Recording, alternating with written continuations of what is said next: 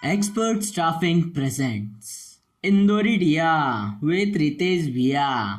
Sir, ji. अगर किसी patient मतलब किसी व्यक्ति को कोरोना हो जाए तो उसको क्या करना चाहिए? एक्चुअली हो ये रहा है कि जो मैं खुद ऑब्जर्व कर रहा हूँ कि लोग इसके बारे में अवेयर नहीं है। उन्हें सर्दी खांसी होती है तो वो ऐसे सिंपल डॉक्टर के पास चले जाते हैं, डॉक्टर सिंपल इलाज करते हैं, टाइफाइड मलेरिया का इलाज करके फिर उसके बाद कोविड टेस्ट करवाते हो, उसमें टाइम लग जाता है, उतनी देर बहुत लेट हो जाते हैं और कई लोग इसमें ही उनका मृत्यु की ओर जा रहे हैं।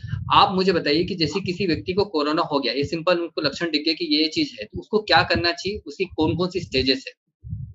ठीक बात। अच्छा, ये भी प्रश्न बड़ा इम्पोर्टेंट है और आपने जिस हिसाब से करा कि वो जो टाइमिंग लेट होते हैं, वो बहुत महत्वपूर्ण है। क्योंकि मैं भी मानता हूँ कि कोरोना का सारा खेल समय का ही है, टाइमिंग को ही सेटिंग है। अगर यहाँ गड़बड़ हो रही है, तो ही गड़बड़ हो रही है, नहीं तो गड़बड़ नहीं है। बहुत ज़्यादा गड़बड़ नहीं है। इतना भयानक भी नहीं है जितना हो चुका है ये, पर टाइमिंग के अंदर बहुत बड़ी गलती। तो क्या करना चाहिए? सबसे पहली बात तो एक तो घबराना नहीं है और पैरेलली उसके ऐसा भी नहीं करना है कि कुछ नहीं हुआ। ये दोनों ही चीजें खतरनाक है और बराबरी की खतरनाक है। यार ये कुछ नहीं है, ये तो वो भी खतरनाक है और बहुत ज्यादा घबरा गए वो भी खतरनाक है। तो आपको सबसे बड़ी चीज है समझदारी। दिमाग को खुला रखना है कि मुझे सर्दी खांसी या कुछ खराश लग रही है, इमीडिएटली दिमाग के अंदर आना चाहिए वो संभावना कि वर्तमान के अंदर पूरे हवा में पूरे विश्व में एक ही चीज चल रही है, तो उसी का डिफरेंशियल डायग्नोसिस प्रथम लेवल पे करो कि हाँ मुझे कोरोना हो सकता है। तो सबसे पहली चीज तो वो हो गई। उसके बाद अभी जो अपन देख रहे हैं कि जो आरटीपीसीआर टेस्ट हो रहे हैं अपने, वो बहुत कॉमन है, बहुत इजीली भी हो रहे हैं। बीच में थोड़ी तकलीफ पड़ गई थी पर अब वापस ठीक ठाक होने लगे। तो मैं उसको स्ट्रांगली रिकमेंड करता हूँ, क्योंकि आपको कंफर्मेशन तो करना ही टेस्ट का, नहीं तो आप फिर मन में विश्वास नहीं आता है। तो आप आरटीपीसीआर टेस्ट करा लो। मोटे तौर पे वो है ना 24 घंटे में आ जाते हैं। जब ज्यादा रश रहता है तो वो 2 दिन में आते हैं, पर हाँ आपको 2 दिन की भी डिले नहीं करनी है। आपको उस समय आपके जो भी चिकित्सक हैं उनसे संपर्क करें। चिकित्सक गारंटेड वे में आपके ट्रीटमेंट, जो बेसलाइन ट्रीटमेंट है ना, वो चालू कर देंगे, क्योंकि उनको पता है कि ये वायरल बीमारी है और इसकी संभावना हो सकती है। तो वो छोटी एंटीवायरल दवाइयां हैं, नाम भी आप लोगों को पता है, जैसे लोग देते हैं, डॉक्सी है या आइवरमेक्टिन है या कोई फ्लैबी है। तो वो वायरस को जो रोकने की दवाइयां हैं, जो वायरस को रेप्लिकेट होने की दवाइयां, वो चालू हो जाती है। उस समय तक आपको 24 घंटे या 48 घंटे में फिर आपको रिपोर्ट आ जाती है, तो आप उन दवाइयों को आगे कर सकते हो। और इन्हीं दवाइयों के संग आपकी जो दूसरी चिकित्सक दवाइयां हैं, जिससे आपकी इम्यूनिटी बढ़ती है, जैसे विटामिन सी है, विटामिन डी है, मल्टीविटामिन्स हैं, है ना, विटामिन ई है, इन चीजों को आप चालू कर सकते हैं। पर बहुत अच्छा रहे कि एक बार टेलीफोन से ही अपने चिकित्सक से पूछ लें, तो वो आपको प्रॉपर डोज और कैसे लेना है, किस चीज को खाने के बाद लेना है, किस चीज को कौन से समय लेना है, वो बता देगा, बजाय अपने मित्रों से या कुछ नेट पे देखने के पूछना। ये दे सकते हैं, ये सब दवाइयां जो है ये एस्टैब्लिश प्रोटोकॉल्स के तहत आ रही हैं अपने, और ये वायरल की दवाइयां हैं, इसलिए दे रहे हैं कि जो वायरीमिया होगा उसके लिए आप इसको दे सकते हैं।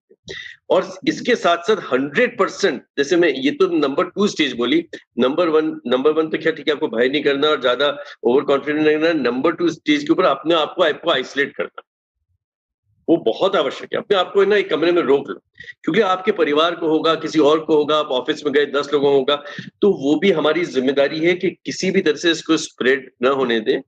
अगर आपको नहीं निकलता है, आपको कुछ एक दिन के बाद कुछ भी नहीं होता है, बिल्कुल ही नॉर्मल है, तो ठीक है, फिर तो नहीं है। पर हल्की भी संभावना है तो आप आइसोलेट करें जब तक ये प्रूव नहीं हो जाए कि आपको है या ना। तो ये आपको, अच्छा उसके बाद फिर आप धीरे-धीरे जो भी आपको मतलब आपका मैनेजमेंट रहेगा, आपके पे टेस्ट आ गए आपको, तो उसकी तमाम स्टेजेस रहती हैं, ये रहती हैं, वो आप उसके हिसाब से आप अकॉर्डिंगली आप है ना इलाज करोगे आपका, है ना, कि कब चीज़ आपको खून की जाँच कब करानी है, कब आपको है ना दूसरी दवाई ऐड करनी है। आपका सबसे महत्वपूर्ण चीज़ जो घर के अंदर है, आइसोलेशन के संग-संग, वो है आपका सैचुरेशन को रिकॉर्ड करना। सैचुरेशन को अगर किसी ने ढंग से रिकॉर्ड कर लिया, और जो कि आजकल घर-घर में है, वो सैचुरेशन मशीन बहुत सस्ती आती है, 700-800 रुपए के अंदर।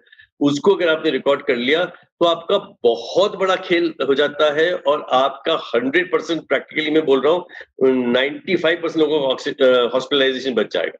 क्योंकि उसको पता है, वो कंट्रोल करके रखेगा, थोड़ा-सा भी फ्लक्चुएट होगा, वो उसको वहाँ पे अपने चिकित्सक से बात करके वो वहाँ पे कंट्रोल कर लेगा और घबराएगा। सो ये बेसिक कंट्रोल जो आपका शुरू में है, ये बहुत ज़रूरी है। उसके बाद फिर आपका आता है 5वाँ दिन पे क्या करना है, छठे दिन पे क्या करना है। छठे से लेके 90वें दिन बहुत महत्वपूर्ण रहता है, बहुत ही महत्वपूर्ण दिन रहता है। और फिर आपका 10वें दिन के ऊपर क्या आता है। तो ये सबकी स्टेजेस है। अब आई डोंट नो वो मतलब लोगों को इतना समझ आएगा कि नहीं स्टेज के बारे में। सर आप मैं मतलब समझना चाहिए है, समझना तो यूँ चाहिए। मैं भी मानता हूँ कि क्यों नहीं समझना चाहिए कि उनको है ना पहले 5 दिन क्या होगा, पहले 5 से 6 दिन खाली जो वायरस है उनके शरीर के अंदर, जो कोरोना आया और वो फैला, मतलब वो मल्टीप्लाई हुआ, वो फैलता है। और 5वें दिन पे जाके वो शरीर के अंदर जैसे जो वायरस है, उसके पीछे शरीर खुद एक एंटीबॉडी बना लेता है।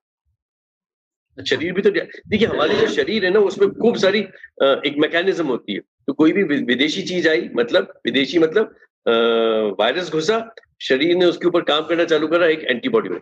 तो एंटीबॉडी का बॉडी के नेचुरल ऊपर हुआ, और यहाँ पर साथ में आपने एंटीवायरल जो वायरस को दबाने की जो दवाइयां हैं, किल करने की, वो भी आपने दे दी है ना। और बुखार जो आपका आ रहा है उसको आपने बुखार की दवाई से आप कंट्रोल करते हैं, तो आपको एकदम और ज्यादा वो नहीं हो रहा।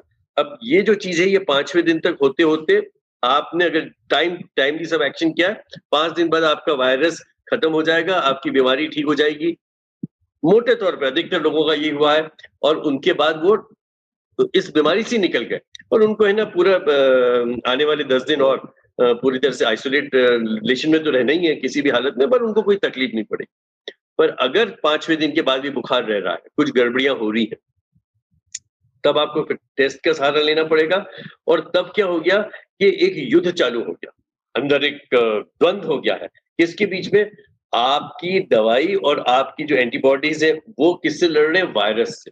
वायरस बहुत बड़ा तगड़ी तरह से फैल गया, और इनका जो युद्ध है वो क्या करता है, वो भयानक स्थिति पैदा करता है। और वो जो करता है ना वो नीचे फैल गया, मतलब कहाँ लंग्स में आ गया, फेफड़े में आ गया, वो दूसरी जगह चला गया। और इस युद्ध के पीछे क्या हो रहा है कि वायरस भी मर सकता है, आपकी एंटीबॉडी भी हार सकती हैं, पर इसके द्वारा शरीर को वो तहस करता है, मतलब जैसे फेफड़े की 12 बजा देता है।